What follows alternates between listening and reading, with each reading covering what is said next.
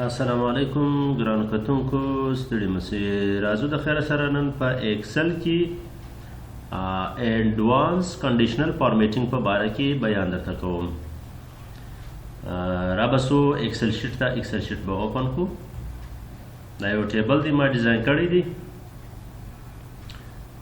اوس راځم د خیر سره زه غواړم چې دلته کم نوم ولیکم، مثلا میرویس یا صدام، سیف الله، عادل، چار یو چې ولیکي باید چې د هغه پر نامه باندې پر مکمله لاینز باندې هایلایټ ماته راوي.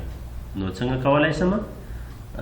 را بسو د خیر سره اوس به هغه فارمولا دلته استعمال کړو.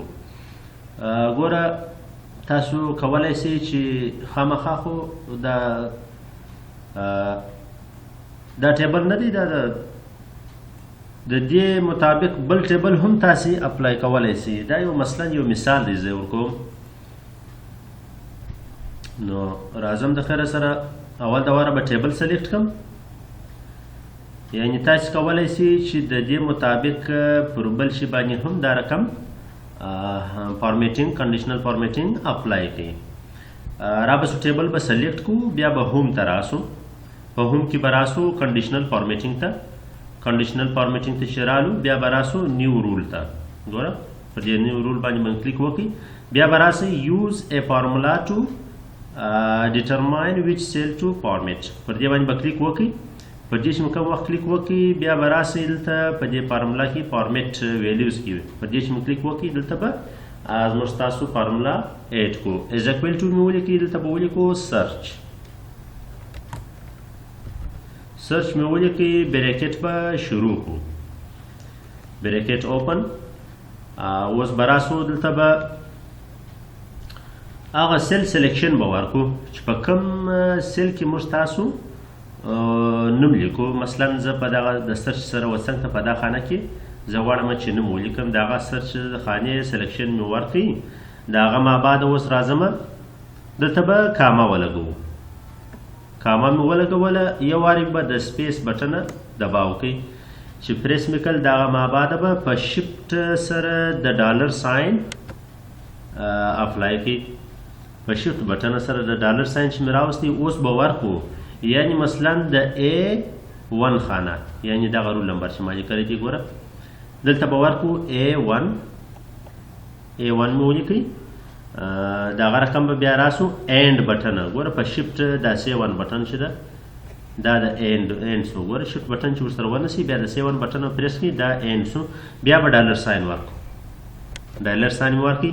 بیا دغه ما بعد به B1 مې ولیکئ، بیا اینډ به ورکو. نه ګوره د B1 ما بعد به بیا اینډ ورکو، بیا به ډالر ساین ورکو، بیا به دغه رقم ولیکو C1، بیا به ولیکو اینډ او دغه رقم ډالر ساین، بیا D1 اینډ ډالر ساین. د D ما بعد ABCD بیا E ده. ګوره د ډالر ساین ما بعد به بیا E ورکو، E1 اینډ ډالر ساین، بیا F. یعنی موږ تاسو ټیبل در کومه ځای پرې دی. ګوره هلته به واسو، ګوره د H پرې دی. ګوره دلته مې ډالر ساین ما بعد د E ما بعد بیا F دی.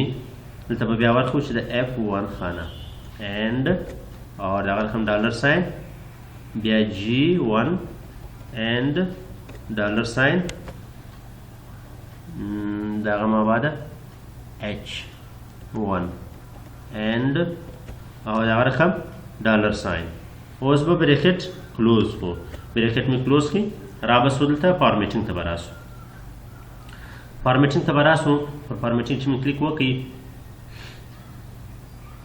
باکس به اوپن سي. فونټ به ورکو، مثلا د فونټ کلر به ورکو بلیک، او فیل خانه به فیل کو مثلا